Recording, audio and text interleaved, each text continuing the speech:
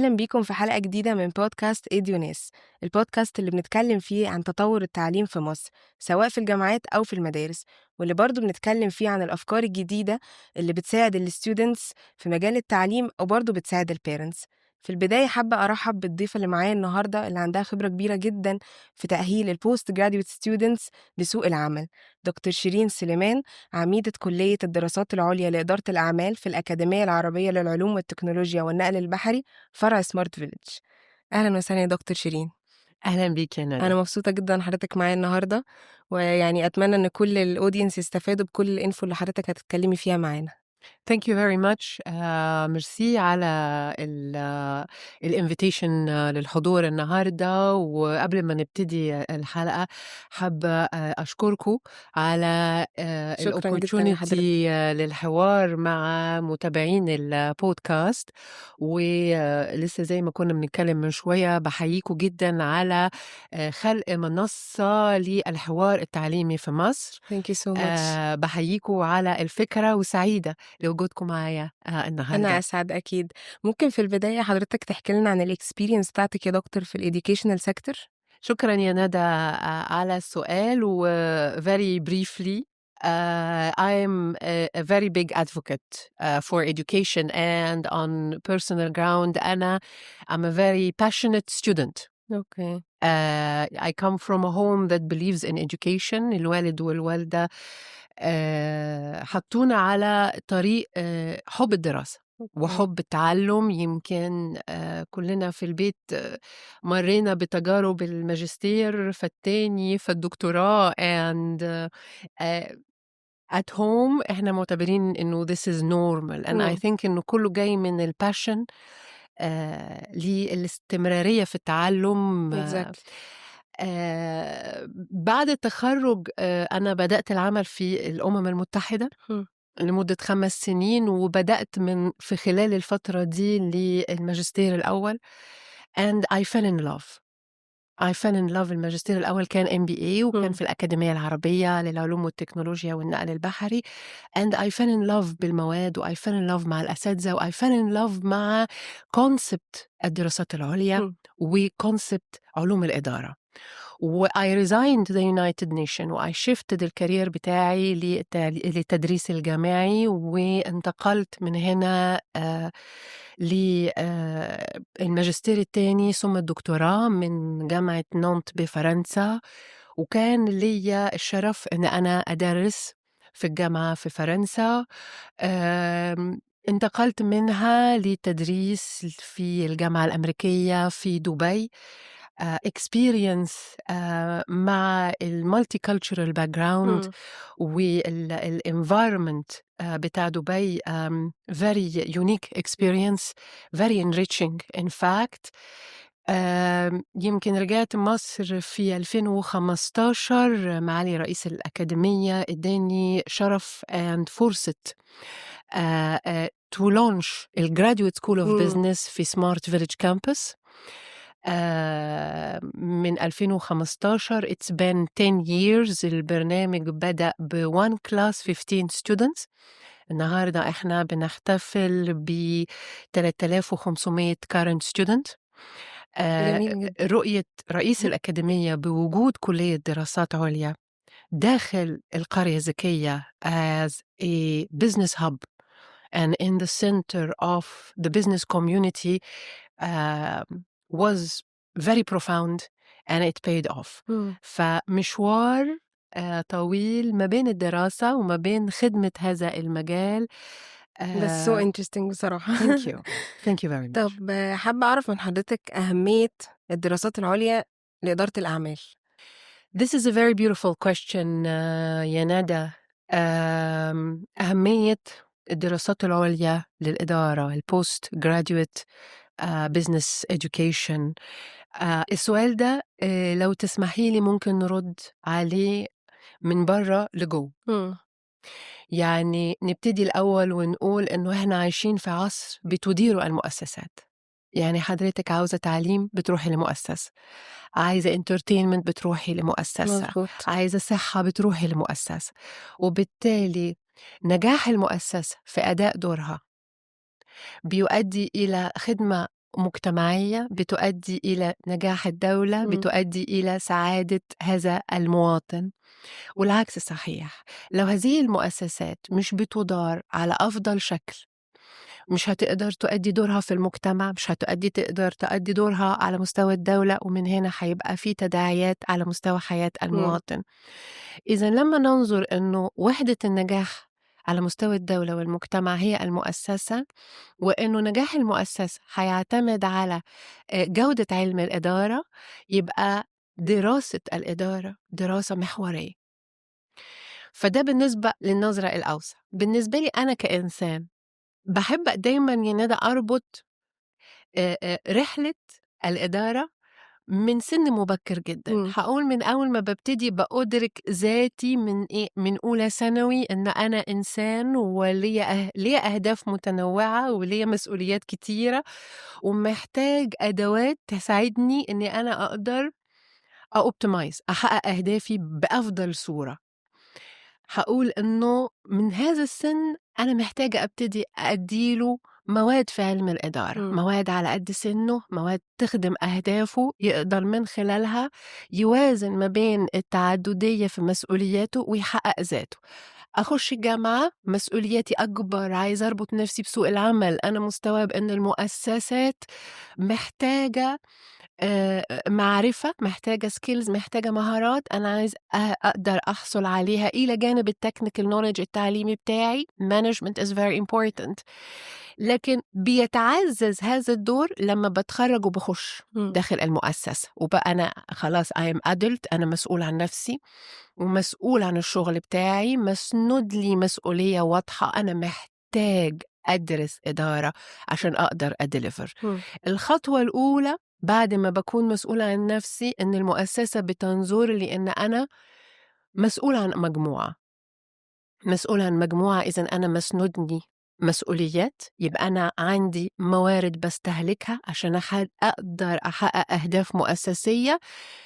هي دي بقى اللقطة اللي أنا باقول أنا هنا لازم أدرك أهمية الإدارة كعلم علشان أقدر أكمّل في المستقبل المهني بتاعي، وأقدر أوصل بيه إلى أفضل version موجودة أو أفضل version أقدر أحققها. exactly. إذًا الmanagement آآ is a good friend من سِن مبكر جدًا لغاية آخر العمر. ولو تسمحي لي أضيف إنه باشتغل أو ما باشتغلش، هل أنا كسيدة مرحلتي الأسرية متطلبة مني التفرغ العائلي مش محتاجة إدارة؟ طبعًا محتاجة. السيدة في المنزل عليها قدر رهيب جدًا من الأولويات، من الbudget management، من الtime management، من الproject management، لأنها مش بتدير نفسها، هي بتدير مجموعة من الأشخاص. وبالتالي الmanagement is a human science، is a human behavior. لمّا أمتلك علم الإدارة، بامتلك أهم أداة من أدوات التفوق في حياتي. مضبوط. طب يا دكتور إيه اللي خلّى حضرتك تختاري مجال الدراسات العُليا، وإيه اللي بيحمّسِك إنِّك تطوّريه؟ بُصّي يا ندى، مبدئيًا طبعًا هو كل شيء في الحياة توفيق من عند ربنا، أكيد.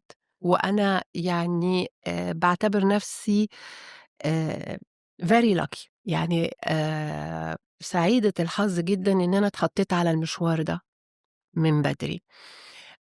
أنا مؤمنة جدًا بالتعليم المستمر، ومؤمنة جدًا الcontinuous development.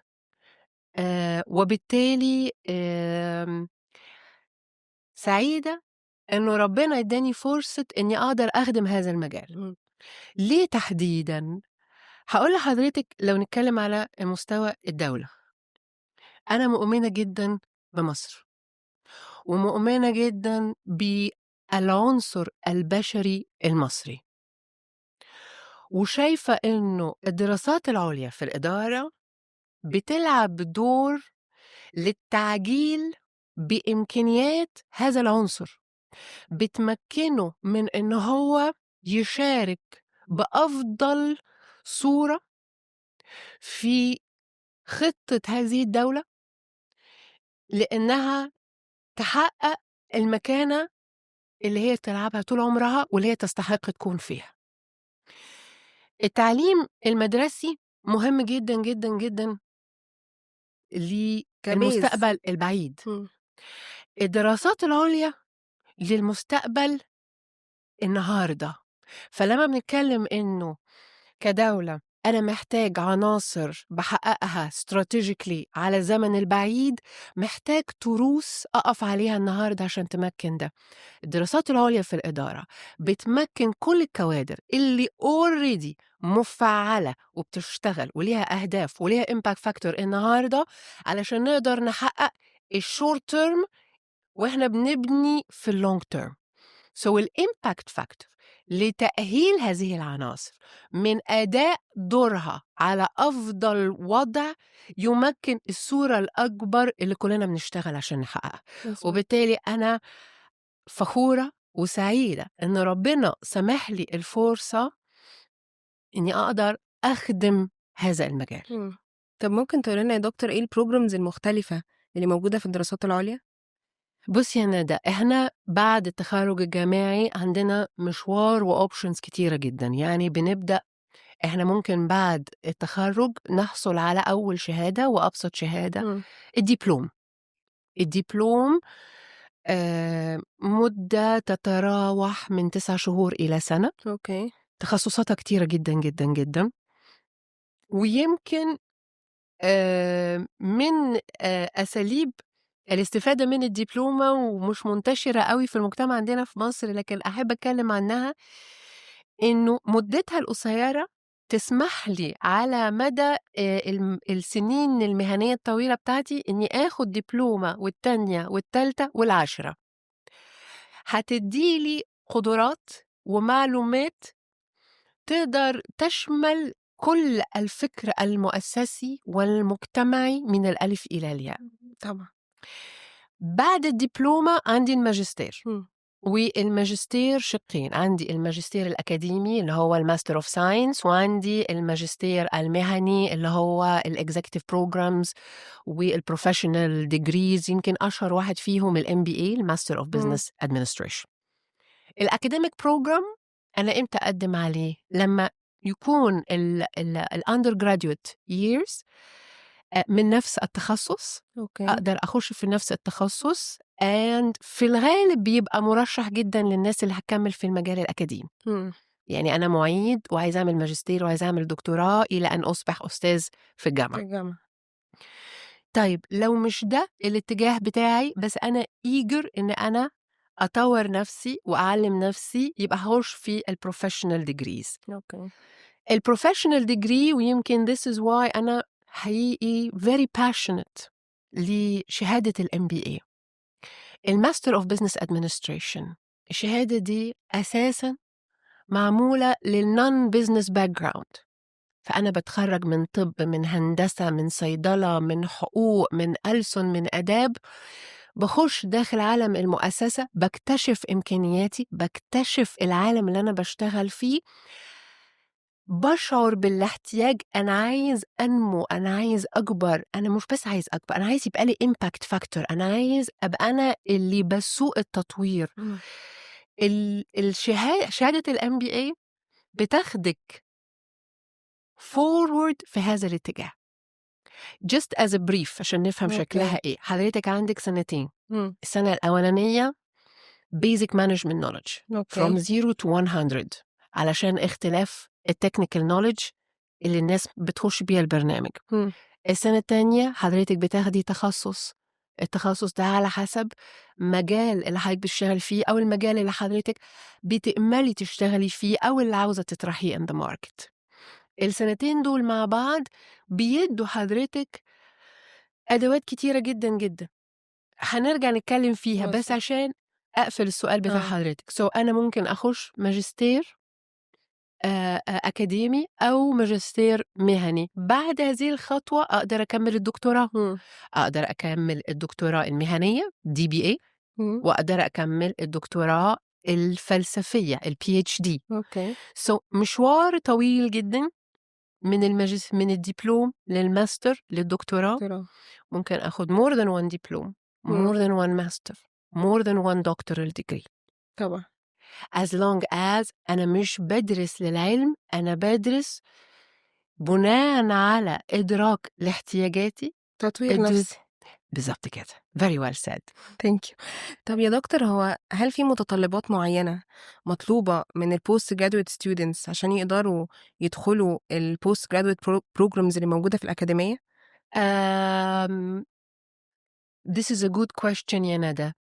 تعالي نمسك ال2 lines independently. أوكي. لو أنا عايز أكمّل دراسات العُليا في الإدارة في الline الأكاديمي، هاعمل Master of Science and PhD، يبقى أنا محتاج التخصُّص الأول يكون من نفس الpursuit العلمي بتاعي، والGPA بتاعي يسمح لي إني أنا أكمّل إمم. في هذا الاتجاه. لو أنا هاخُش في الline المهني، يبقى هنا الplatform مفتوح لي لجميع التخصُّصات الundergraduate. ده إحنا هنا فاتحينها وهو ده الهدف منها، هو ده الهدف منها. أنا باكمّل مع خرّيجين الكُلّيات not الbusiness and management education. فهنا أنا بافتح الbrackets علشان أقدر أوفّر هذا التعليم إمم. للمجتمع كُلّه.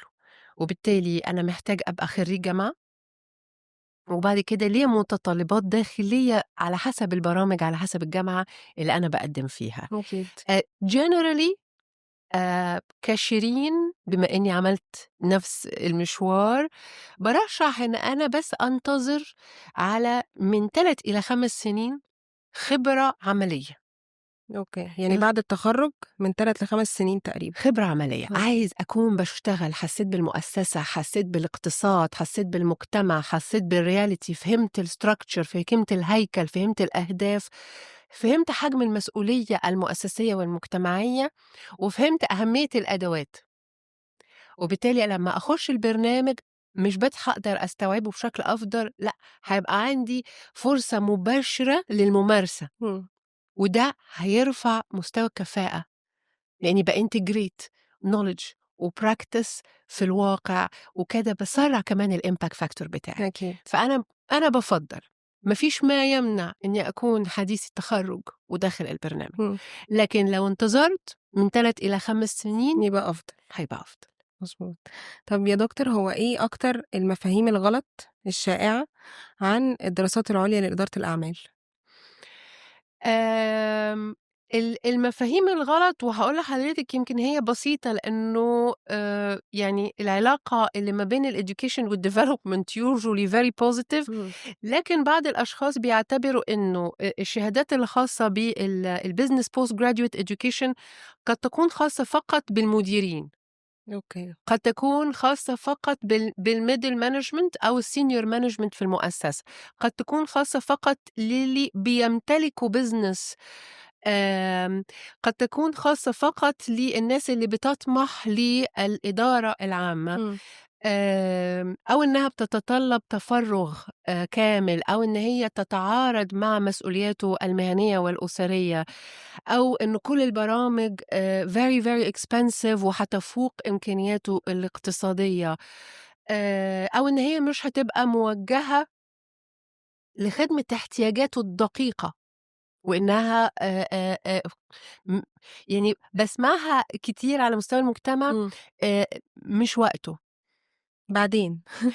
آه. يعني أخلّص بس أو أعمل بس أو الولاد تكبر بس أو آمم يعني أنا باحاول أرُد على السؤال وألِم لحضرتِك كل اللي إحنا بنسمعه كأفكار سلبية، وهي في الحقيقة ممكن نمسكها واحدة، واحدة ونرُد عليها، إمم. هتلاقي حضرتِك إنه آمم أ هي ideas، أفكار، والأفكار مِلك الشخص. إمم. يعني لو أدركنا أبعادها هنستوعب إنه لكل مشكلة من دول ناتجة عن تجربة شخصية أو فردية، حقيقي بدون مبالغة مئات الحلول. أوكي. ف الدراسات العُليا في الإدارة من أهم أدوات إدارة الحياة والمستقبل من أهم هاقول لحضرتك أصبحت necessities. يعني لو رجعنا تاني لبرنامج الMBA حضرتك هتلاقي إنه بمنتهى الاختصار البرنامج ده اللي طورته هارفارد بزنس سكول في بداية 1900 وانتشر جدا في الولايات المتحدة الأمريكية في الستينات والسبعينات، بدأ يخرج لأوروبا الغربية، وصل مصر في بداية التسعينات، ويمكن أول مؤسستين طرحوه في التزامن الجامعة الأمريكية والأكاديمية العربية للعلوم والتكنولوجيا والنقل البحري. هذا البرنامج على الرغم من كل هذا التاريخ هو النهاردة أصبح necessity من الشهادات النادرة اللي داخلة في الجوب description. أوكي، هي فعلًا بتفرق في الCV، يعني باحس إنها دايمًا بتفرق إنه ده واخد MBA. هو ده واخد MBA. أولًا الكلمة دي في حد ذاتها is internationally understood. يعني أنا النهاردة باشتغل في مصر، بكرة باشتغل في دولة عربية، بعده باشتغل في دولة أوروبية، باشتغل في North America. الMBA is understood. هي رخصة مفهومة على مستوى العالم. لكن إلى جانب ده يا ندى، الشركات أدركت إن أنا علشان أقدر أسيب حضرتك في منصب إداري هم حطوها في الجوب ديسكريبشن. وده مش واقف فقط على المالتي ناشونال. حضرتك لو بصيتي على الجوب ديسكريبشن اوف and in the United Nations النهارده جزء كبير جدا من القطاعات الحكومية ومن الوزارات في مصر اللي بتشتغل جامد جدا على تنمية وتدريب الكوادر. الMBA من أهم الشهادات اللي هم بيسعوا إنه القيادات تحصل عليها. والقيادات أنا talking from top، أنا بنشتغل تحت، بناخد المؤسسة من فوق وبعد كده بنشتغل على الستراكتشر كامل بتاعها. إذن السبورت اللي دراسة الإدارة بيمكن الإنسان منها مهم جدا، مهم جدا. هدي حضرتك مثل بسيط. هي equation لطيفة في علم الإدارة بتقول إيه؟ دلوقتي حضرتك لما بيبقى عندك موظف حضرتك بتديله مجموعة من المسؤوليات وبتديله authority وبتحمله محاسبة في الآخر. لو حضرتك اديتيني مسؤوليات وما اديتينيش authority فأنا هفشل. طيب لو حضرتك اديتيني authority كتير من غير مسؤوليات يبقى احنا كده فتحنا الباب للcorruption وللفساد. إذن الإدارة محكمة بإكوليبريم ما بين حجم المسؤولية اللي بديها لحضرتك وحجم الأثوريتي اللي أنا بديه لحضرتك علشان أقدر أحاسبك في الآخر. كل ده ليه؟ لأنه أجين لما نحط ده في الإطار الأوسع، الواقع الدولي اللي احنا عايشين فيه ما بين أزمات اقتصادية، تأثير التغير المناخي، السكارسيتي of resources، عناصر كتيرة جدا. احنا عايشين في environment مؤسسي قاسي جدا على مستوى العالم كله. دي حقيقة. ومش بس قاسي من حيث المشاكل اللي فيها واحتقان هذه المشاكل، لا ده من حيث سرعة التغيير. يعني البيس اوف تشينج والكومبلكسيتي والانسرتينيتي قاسية جدا. المؤسسات ما تمتلكش رفاهية الخطأ، في الوقت انه الخطأ في علوم الإدارة مرحب بيه جدا إذا أدى للتعلم وعدم التكرار الخطأ، بس مش في الوقت اللي احنا فيه ومش تكراره. إذن أنا حريص إنه الإمبلوي اللي عندي بجميع مستوياته داخل المؤسسة يكون متمكن من الأدوات لإدارة هذا الواقع.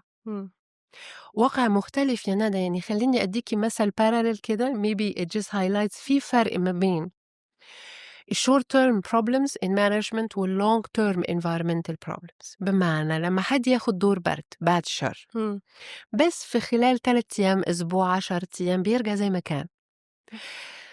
لكن الإنسان اللي لا قدر الله بيصاب بأمراض السكر والضغط والكلام ده، الأمراض اللي بنسميها أمراض مزمنة، إمم.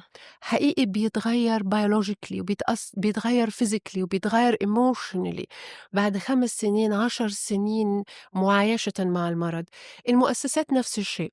لما يحصل أزمة اقتصادية على مدى شهر 2 سنة 2 إمم. تتعافى، لكن لما يكون على مدى هناك طويل. أزمة اقتصادية دولية من الجريت ريسيشن من الستينات ولا زالت مستمر.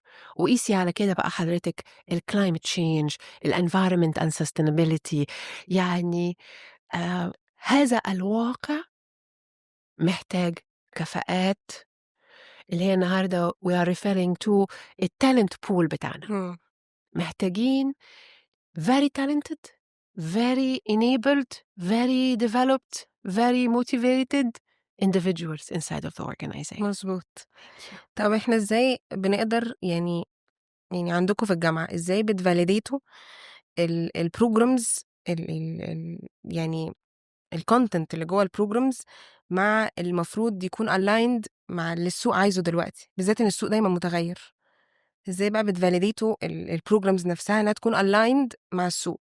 Very nice. Very, very nice question يا ندى. Thank you for asking it. إمم.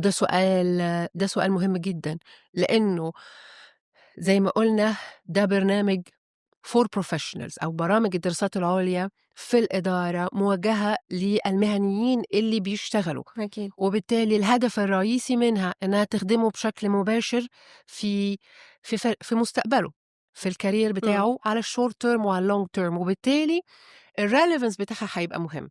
ويمكن هاخدِك خطوة ورا، خطوة واحدة وأقول إنه الدراسات العُليا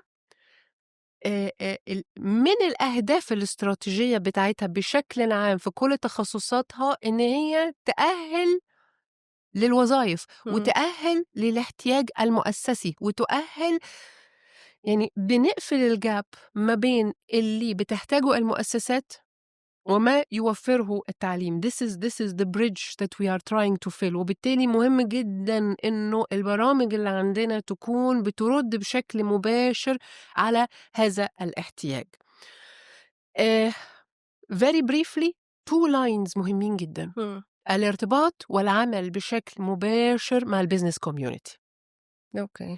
لازم الكلية يبقى عندها مجلس استشاري من الindustries اللي بتشكل عصب اقتصاد الدولة، علشان نقدر بشكل مستمر نستمع إلى توجهاتهم، إمم. نستمع إلى احتياجاتهم، نستمع إلى آرائهم في البرامج اللي بنطرحها. حتى لما بنطور محتوى يتم عرضه على اللجان وعلى المجالس الindustrial committees to validate الrelevance والneed. إمم. الخط التاني إنه لازم بشكل مستمر يتم international market scanning. الinternational market scanning بيقدر يفهمنا التوجهات الجديدة في التعلم، التوجهات الجديدة اللي يمكن العالم الأول بيسبقنا، ولكن إحنا الجاب ده لازم يتقفل بسرعة إمم. جدا. العالم اللي احنا عايشين فيه النهاردة يا ندى، الجلوباليزيشن ظهرت فيه من أكتر من 30-40 سنة، وجعلت منه فعلا a highly interconnected reality. أوكي. وبالتالي ما بقاش ينفع إنه يحصل education gap أو إنه برامج تظهر مش موجودة عندنا. وحقيقي حاجة من اللي بتتميز بيها جدًا الأكاديمية. كنت لسه هاقول لحضرتك إيه اللي بيميز الدراسات العُليا في الأكاديمية عن أي جامعة تانية؟ هاقول لِك يعني في حاجات كتيرة إمم. جدًا، لكن هاربطها بالنقطة اللي إحنا بنتكلم فيها ثم نستفيض في السؤال ده. لمّا بنتكلم على الMBA ونقول السنة التانية في تخصُّص، إمم. ونبُص على الولايات المتحدة الأمريكية والجامعات الأوروبية، هتلاقي إنه دايمًا كل جامعة بتطرح 4، 5، 6 تخصُّصات بالكتير، يمكن منهم 3-4 تخصصات اللي هي المانجمنت فاونديشن، HR، ماركتينج، فاينانس، الأساسيات. و1 or 2 innovation بترد على قطاع جديد. احنا في الأكاديمية عندنا 28 تخصص، وخليني أقول لحضرتك على مدى آخر 10 سنين تحديدا، من في تراك خاص بالريل استيت اند بروبرتي مانجمنت، أوكي. في strategic management، في crisis management، في entrepreneurship، إلى أن نصل النهاردة ونقول digital transformation و MBA in artificial intelligence for managers. وبالتالي الحفاظ على اللياقة البدنية من خلال الاتصال المستمر بواقع المؤسسات واحتياج المجتمع هو السبب الرئيسي للcontinuous education. أكيد. وبالتالي احنا بنتصل من خلال البيزنس كوميونيتي والبيزنس بارتنرز بتوعنا والcontinuous scanning لما يطرحه المجتمع الدولي من برامج بتخدم الدراسات العليا في الإدارة. أوكي. طيب يا دكتور، لو في student حابب إن هو يبدأ في البوست جرادويت بروجرامز، يس، إيه النصيحة اللي تحبي تقوليها له؟ أولا أحب أهنيه إن هو مستوعب إن هو مسؤول عن استمرار تنميته الذاتية الفكرية والعقلية والعلمية. أنا سعيدة جدا إن هو مستوعب إن أنا لازم أكمل تعليم. يعني دي ستاب كبيرة بصراحة، مش أي حد بيوصل لها يعني. والله يا ندى يس، بس حابة أقولك وده جزء من سعادتي بالمجتمع المصري. احنا بنتعامل يعني الأكاديمية بتفخر إنه برنامج الدراسات العليا في الإدارة مخرج أكتر من 30,000 MBA holder، وده يعني ده إذا دل فإنه يدل على إنه شبابنا عندهم awareness حريص للموضوع. حريص إنه يعمل دوره، حريص إنه يشتغل على نفسه، حريص إنه يواجه كل الظروف الدولية اللي بتحاول تحبطه، بإنه هو مستمر في التفاؤل ومستمر في السعي ومستمر في العمل، وبيتحدى هذا الواقع وبيقول أنا very ready للمستقبل. فأنا ببقى فخورة وسعيدة بكل دفعة بتخش وكل شاب بيطور في نفسه على كل مستوى كل البرامج، وبأكد له إنه قراره سليم لأنه ده قرار شخصي. مفيش حد هيجي يقولك أنت لازم تتعلم، مفيش HR هيجي يقولك أنت لازم تخش تدرس. This is your decision.